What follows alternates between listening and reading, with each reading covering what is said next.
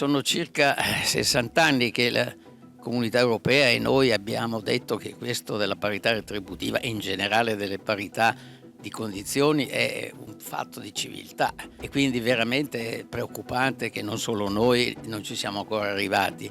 Cioè, dovremmo vergognarci, perché pagare ugualmente 2 persone, uomo e donna, è la base proprio della civiltà. La cosa è abbastanza importante non solo per motivi di giustizia, ma perché c'entra con l'economia. Noi siamo ancora 15 punti sotto la media europea di occupazione femminile. Adesso le imprese sono chiamate direttamente, perché lo Stato dice: sì, noi possiamo fare le ispezioni del lavoro eccetera, ma voi che siete lì tutti i giorni, che le vedete, dovete dire come stanno le cose, pubblicizzare le differenze e fare qualcosa per ridurle. Mancano le forze lavoro, come si diceva una volta, perché nascono meno bambini, abbiamo i salari bassi in generale.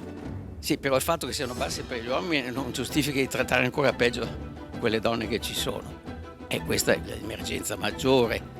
È paradossale, no? Che noi con questi problemi demografici abbiamo un tasso di occupazione femminile basso, abbiamo salari bassi, quindi non attiriamo né le donne né gli uomini, i giovani più bravi vanno via.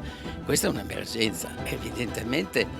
E adesso io non voglio fare la critica al governo, ma non è che si è fatto molto. La cosa che mi rattrista è che anche il piano nazionale di ripresa, che aveva parecchi investimenti lì, è stato usato maluccio, e alla fine non sappiamo ancora come mai i soldi, no, sappiamo che sono stati usati poco, ma come mai non si sono avuti quegli effetti che dovevano avere, tra cui aumentare l'occupazione e la produttività. Questa è l'emergenza, al di là dei litigi fra sottosegretari.